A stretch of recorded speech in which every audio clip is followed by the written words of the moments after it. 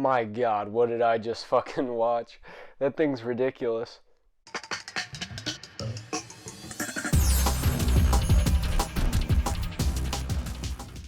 So, obviously, Jeepers Creepers Reborn finally came out on home release, and I caught it. It's something. I'm pretty happy I didn't go see it in theaters. So it kind of follows this convoluted scheme about the creeper trying to abduct a baby or something. I don't. It's a very bizarre sequel. While I don't think it's the most insulting thing I've ever seen, like I wasn't offended by it. It's just like laughable. Like there's so many things to make fun of. So first of all, the design for the creeper is rough. I was I was not expecting it to look like that. It's very, very weird. Just something about it just feels so inauthentic. It really just kind of feels like a guy in a costume or in makeup. Also, just Jesus Christ with the CGI. I don't know if it's because of COVID or what, but like it feels like almost every setting feels fake. Like they're walking through a graveyard and it's so obvious that they're walking in front of a green screen. It looks terrible. There's a CGI crow that looks god awful. Every time the creeper leaps or does anything or his wings come out, I don't know. It just looks so fake. I'm gonna give a warning right here. I'm going full spoilers. What the fuck? Like what? I don't know what to make of this. So it starts with this in-universe like video kind of recreating the first movie a little bit, and at first when I didn't know that, I saw the like a normal guy in the truck and I was like, oh come on, don't tell me that like they really missed the fact that they had a normal guy driving the truck that doesn't look like the creeper. And then I was a little relieved to find out it was just an in-universe video, but the mistakes they make are like really not much better. I'm not even convinced that that was intentional to begin with.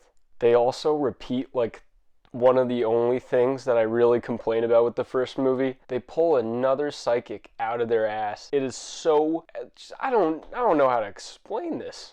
Even though the acting is terrible, I'm gonna give a little credit. I did find the main couple slightly endearing, at least their characters, but they're just played so kind of weird. I don't know what they were thinking with some of these performance choices. They're kind of strange scenes that are pretty irrelevant. Weird cosplay scene before they go to the festival. A lot of weird choices. The kills, they cut away from them, which is extremely disappointing because that's one of the only things that you really come to a movie like this for. And for some reason, the creeper's not eating people. He's not.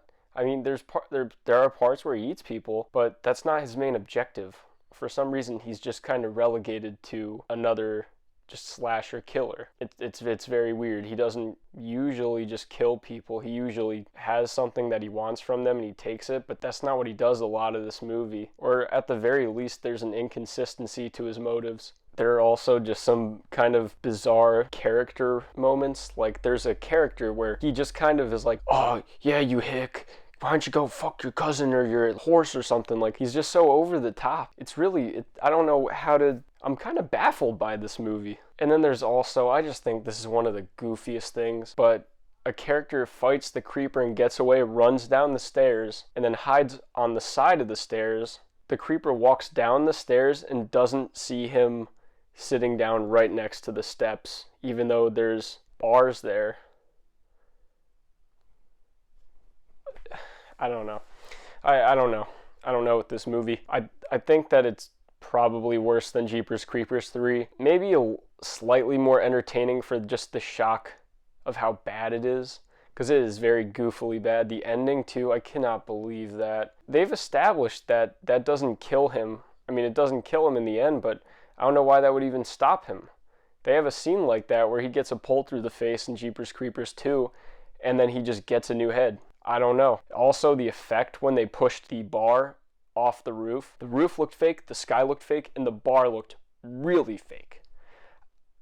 It's everything. And when the creeper gets impaled, it looks equally fucking stupid.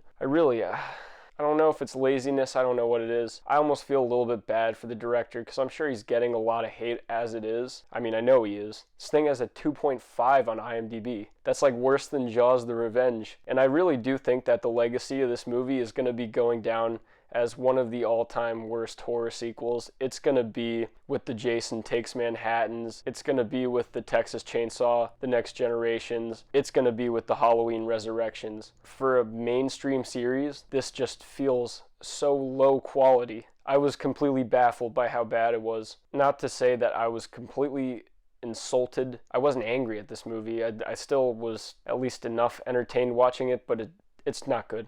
It's very bad. I recommend you save your money. If you really want to just have a good time and watch something terrible and stupid, go for it. But other than that, I don't think this movie has a lot of value. But a CGI roof, like seriously, you couldn't just get a guy to climb a roof and have it in real life? It's some of these choices that just baffle me. I understand COVID, but like, wouldn't it make more sense to just film outside? I don't know. You know, I'm not going to even pretend to know. There's a reason that this movie's just so troubled. Also, one more thing that bothered me throughout the day after I recorded that I forgot to mention. What's happening with the connections to the first three movies? The movie starts with the creeper crawling out of the Taggart's barn, and you see the cannon that killed him in the second movie, but for some reason, the Taggarts are nowhere to be seen. Everything's all dusty and they act like it's like abandoned. But the end of the second movie had the Taggarts there, saying that it's been 23 years since the creeper came, give or take a few days. So what happened? Did they just go away and then the place got all dusty in a matter of like 2 days? Why would they abandon the creeper? They seemed like they were waiting to fight it. That's just also just such a letdown, the fact that we didn't get to see the Taggarts fight the creeper again. I mean, I wouldn't have liked to see them just die because I felt like that would have negated the end of the second movie. But still, I just don't know what the fuck that was all about. Why even include the canon? Why even include any kind of connection? They should have just, at that point, completely rebooted or acted like it didn't happen. But hey, that's just my post thought that was really bothering me later on. Alright, thanks for watching my video. If you want to check out my review for Jeepers Creepers 1, I'm going to link it. Also, I do plan on coming back to reviewing Jeepers Creepers 2 and 3. I just kind of had to shuffle everything around with Terrifier 2 coming out and kind of wanting to go back to All Hallows Eve and Terrifier first. I'll see you guys next time.